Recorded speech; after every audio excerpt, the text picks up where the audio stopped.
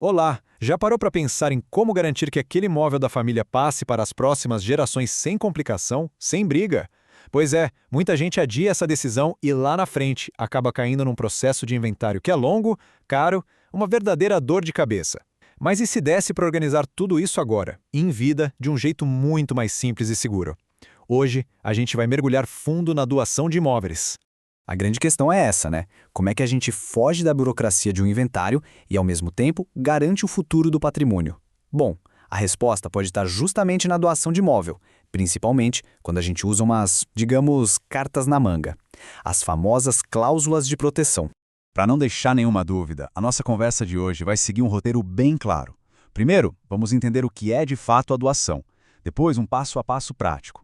Aí a gente chega na parte principal, as cláusulas que vão blindar o seu bem. E para fechar, alguns cuidados que você precisa ter e um resumão.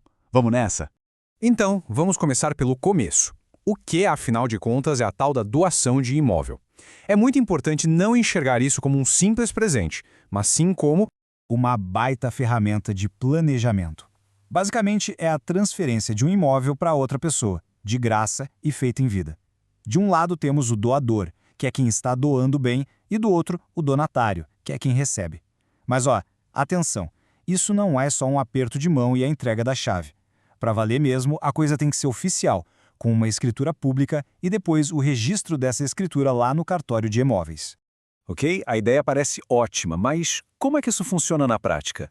Como é que a gente tira do papel? Pode ficar tranquilo, o processo é bem mais direto do que parece. A gente pode quebrar tudo em 5 passos bem simples, que vão desde a ideia inicial até a transferência definitiva. O caminho das pedras é esse aqui. O passo número 1 é verificar, ou seja, pegar a matrícula do imóvel e checar se todos os documentos estão em ordem sem nenhuma pendência. O segundo passo é puramente estratégico, definir quais cláusulas de proteção vão entrar no contrato. Esse é o grande pulo do gato e a gente já vai ver cada uma delas. Com tudo planejado, a gente vai para o passo 3, formalizar.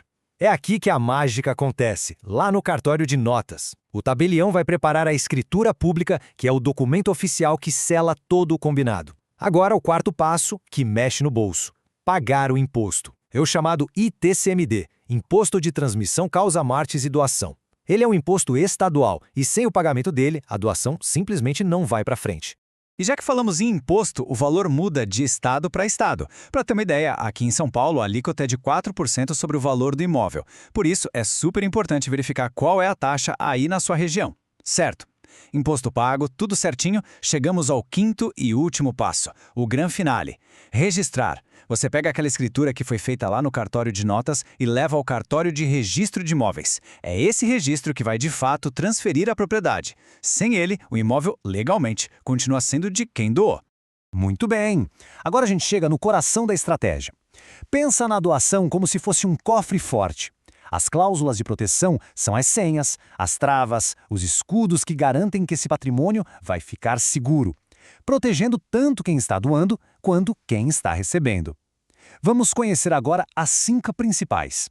A primeira, e talvez a mais conhecida, é a cláusula de usufruto vitalício. Funciona assim: a propriedade do imóvel vai para o nome do donatário, mas o doador continua com o direito de usar e aproveitar aquele bem até o fim da vida. Isso quer dizer que ele pode morar, alugar, receber os aluguéis, ou seja, é a garantia de total tranquilidade para quem está doando. A segunda é uma verdadeira rede de segurança. É a cláusula de reversão. Pensar numa situação trágica. Alguém doa um imóvel para um filho, mas esse filho infelizmente falece antes do doador. O que acontece? Sem essa cláusula, o imóvel iria para os herdeiros do filho. Com a cláusula de reversão, não. O imóvel volta automaticamente para o patrimônio de quem doou. Agora, a terceira, que tem um nome bem forte: inalienabilidade. E ela faz exatamente o que o nome sugere: torna o imóvel inalienável. Quem recebeu a doação fica impedido de vender, de doar, de dar como garantia, de fazer qualquer negócio com aquele bem.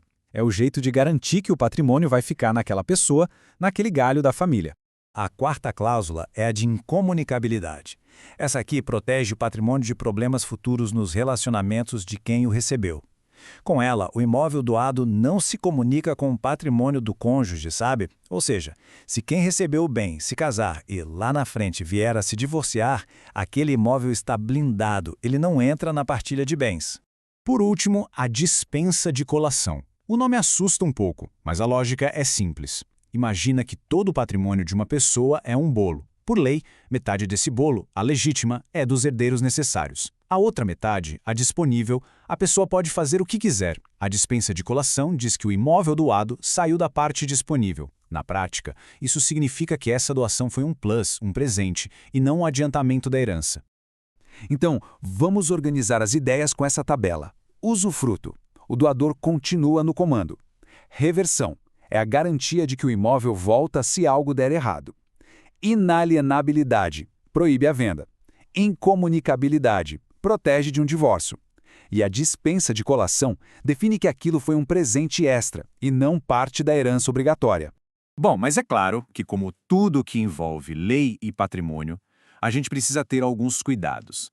Existem algumas regras no jogo que não podem ser ignoradas para que a doação seja 100% válida e ninguém possa contestar depois.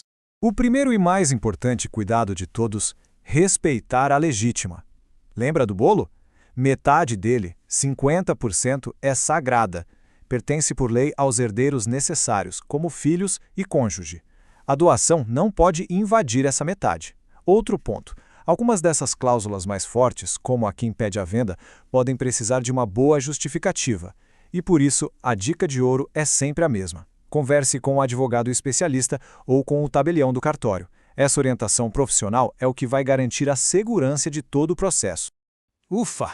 Chegando ao fim da nossa jornada, vamos amarrar as pontas e recapitular a essência da doação de imóvel como essa ferramenta poderosa de planejamento e proteção. Se a gente pudesse resumir tudo em uma frase, seria esta. A rota para a tranquilidade tem 3 paradas. Começa no cartório de notas para fazer escritura, passa pelo pagamento do imposto estadual e termina no cartório de registro para oficializar a transferência. É esse caminho que transforma uma intenção em um ato jurídico concreto e seguro. E isso tudo nos leva a uma reflexão final, que é a parte mais legal disso tudo. A grande sacada da doação é que ela não é uma fórmula pronta. Ela é flexível, você pode combinar essas cláusulas como se fossem peças de Lego para montar a proteção perfeita para a sua família e para a sua realidade. Então a pergunta que fica no ar é: qual dessas combinações seria a ideal para o seu planejamento? Entender o que cada uma faz é, sem dúvida, o primeiro e mais importante passo para achar essa resposta.